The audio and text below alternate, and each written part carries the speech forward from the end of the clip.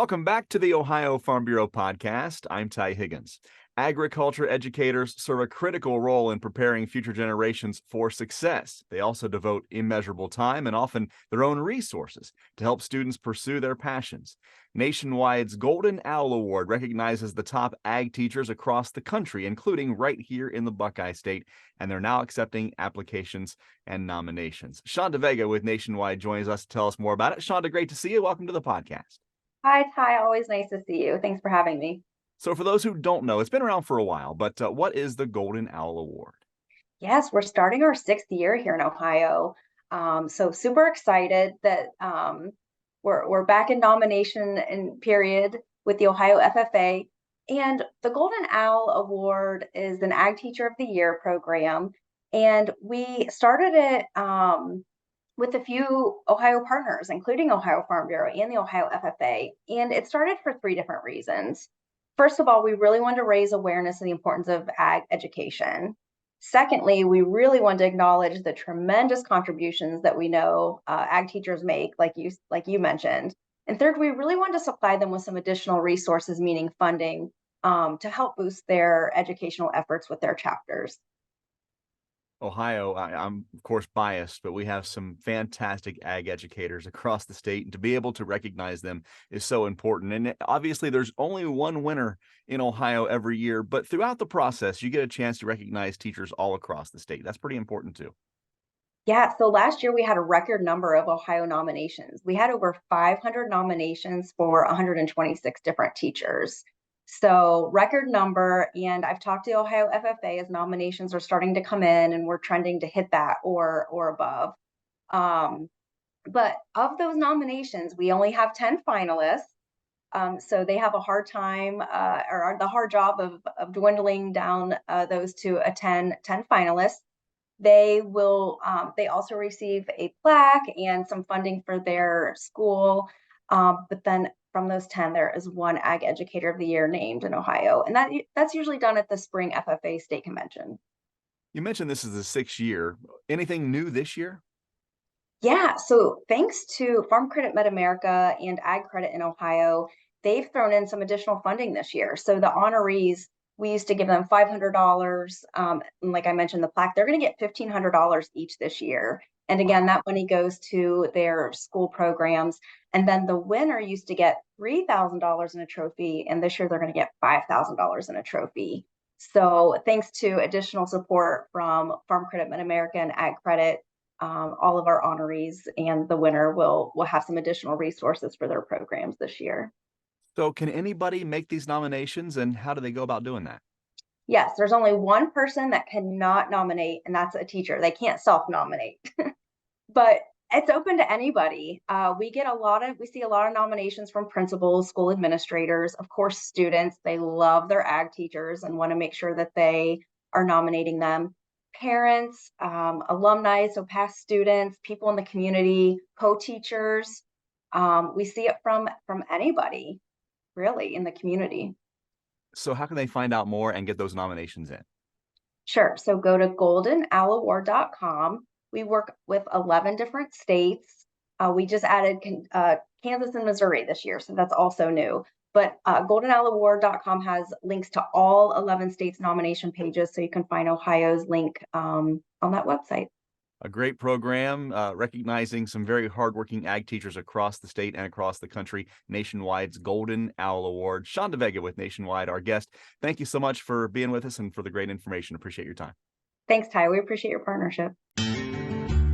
Find out how Nationwide Agribusiness can help you grow your business. Get to know the people with the experience and knowledge to help you. Whether you are looking to protect your farm or ranch from the ground up, or need someone who understands your changing commercial ag needs. Find out how to better manage the risks of your ag business, or how quickly you can get back to business. Learn how you can protect your next with Nationwide on your side. Since 1919, Ohio Farm Bureau has been working for you, advocating for farm families, for Ohio agriculture, and our local communities. From the State House in Columbus, all the way to Washington, D.C., Ohio Farm Bureau is feeding your need for new ideas, As we look towards the future and the changes coming along with it, one thing will never change: our mission. Working together for Ohio farmers to advance agriculture and strengthen our communities. Learn more and become a member today at ohiofarmbureau.org. Property taxes, one of the biggest expenses farmers face each year, and the CAUV program saves Ohio farmers millions of dollars year in and year out. Lots of news coming out about those CAU values this year, so let's talk about it with Leah Curtis, Policy Counsel with Ohio Farm Bureau for this Legal with Leah. How you doing today? I'm good. How are you? Doing great. Let's start with a reminder of what CAUV is and why it's important to Ohio farmers. So CAUV stands for Current Ag Use Valuation, and it is a program that deals with property taxes and allows farmland to be valued at its agricultural value rather than the market value for property tax purposes. So any other type of property generally is valued at the price that it would change hands on an open market. But agricultural property that qualifies for this program is instead going to have that sale pressure, that development pressure removed from its value, and considers only agricultural data to value that property. Historically, this means CAUV property values are less than typical market values that farms would be valued at.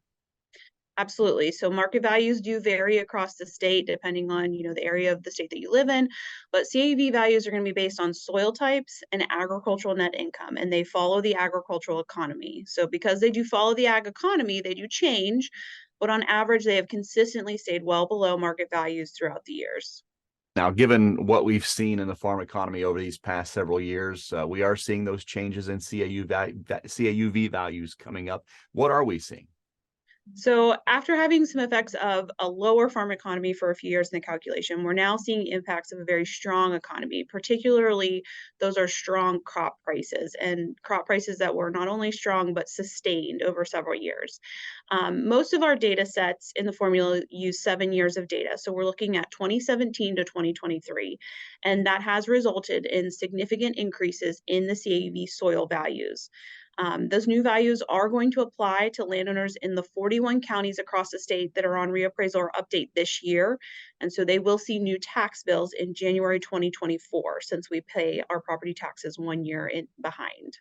And there could be some serious sticker shock, as some auditors have said their soils will be increasing somewhere in the 80 to 100% range. But what does that mean for taxes? So certainly there are going to be increases in taxes, and I want to be very clear about that. And I want to say that residential homeowners are also seeing very strong increases in their home values as well. So that is going to be consistent across the taxing public to some extent. But it is important to remember that the increase in your taxable value is not the same as the increase in your taxes. The tax rate that's going to be applied and determine what you pay, that is locally determined. It starts with 10 mills that the Ohio Constitution says you will be charged. After that, it's those levies that you have voted on in your local area. And that tax rate does adjust to some extent. And so that's why the increase in your value is generally not the same as the increase in your taxes. Many people don't realize Ohio does have a pretty strong property tax limitation in the law. Yeah, we hear from people a lot of times when we talk about property taxes, and maybe they have land in other states and they'll say, well, this state has that law or this other law that limits property taxes.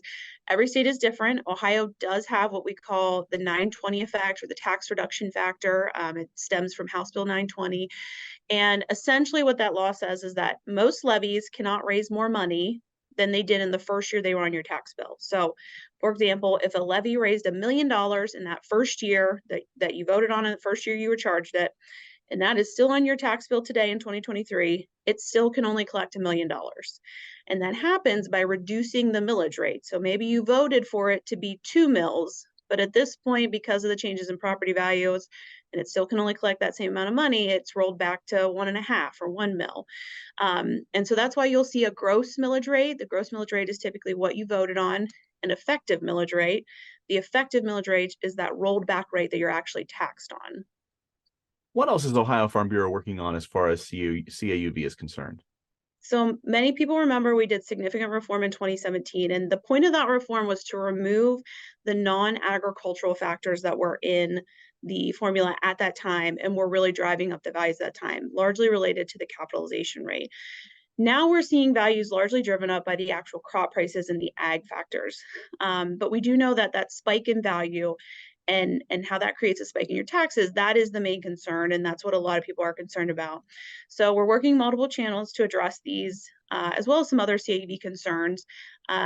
We're doing our continued review of the formula. We're meeting with the tax department as to those concerns.